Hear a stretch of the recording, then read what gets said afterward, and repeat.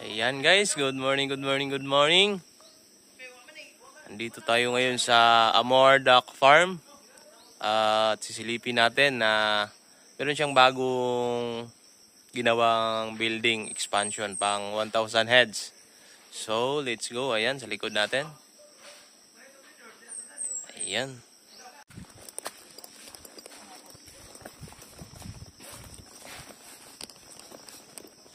Mga kahoy.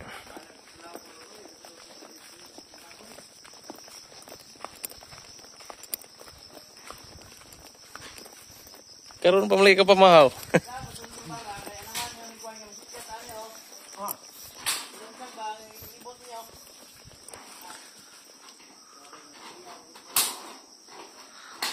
Bili na kong bara dito na ni ano? Bara di cabra. Bili nito lang de. Bara di cabra no? Wow. Gamit nila ko ito. Ano ito? Mo ba? Yan. Pandaya nga.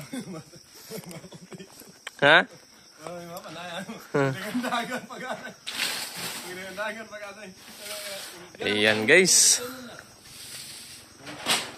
30, you know? 30 by 60 feet. 28, 72.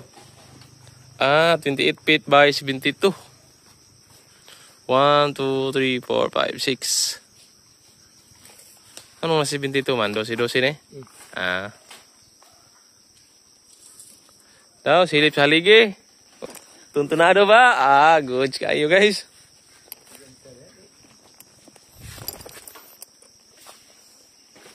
Parang gipitkan.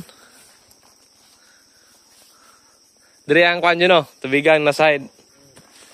Yan, meron ng kanal. Yung sa tubigan na part. So, napakaganda. Yan. Parang hindi bahay ng itikan. Parang hindi bahay ng itik to. Parang bahay ng duck. Chimilina. Germelina po yun lahat na kahoy. Unsay lang sa gulan ng kahoy yun? Ha? Ano na ang kahoy? Nato. Nato. Diingon ato. Germelina at mga good lumber lahat guys. Ayan.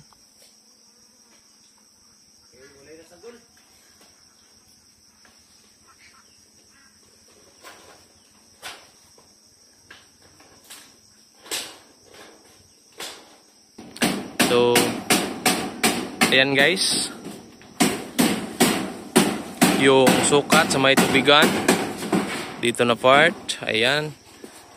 Kanal yung gitna. 8 feet. 10 feet bawat poste. So, ang lapag ay 20 feet. Ang hanger portion ay 8 feet.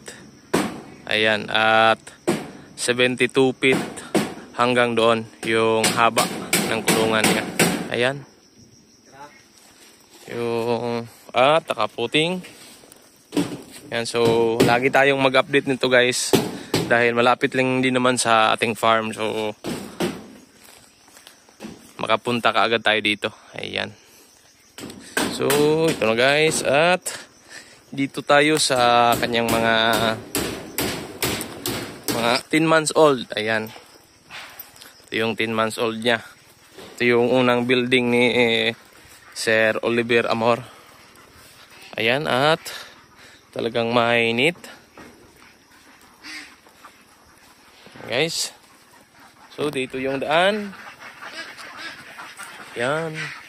Dito natin. Ayan yung mga itik. So, 1,000 heads lahat ito dito. Yan, kung makikita nyo.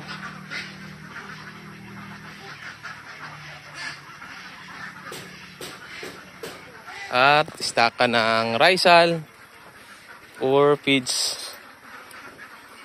Yan. At yung tubigan. Ito yung tubigan. Ayan. So, ito yung kanyang unang building.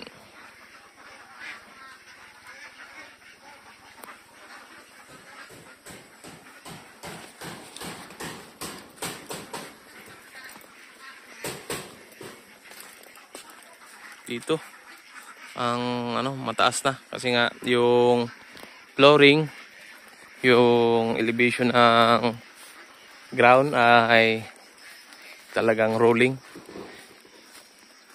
Dito nasa mga ang height dito nasa mga 10 feet or 8 feet. Doon ay nasa mga 15 feet na mula sa roofing hanggang sa ground. So, ayan, makikita nyo.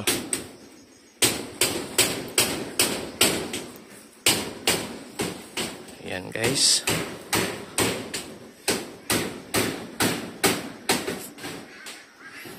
Talagang mayroong mga, alalay na breeze. Ayan. Basta, mataas na. Maganda talaga na may alalay na ganyan. Yan guys.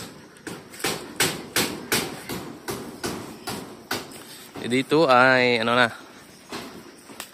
nilagyan na nila ng bubong. Ayan.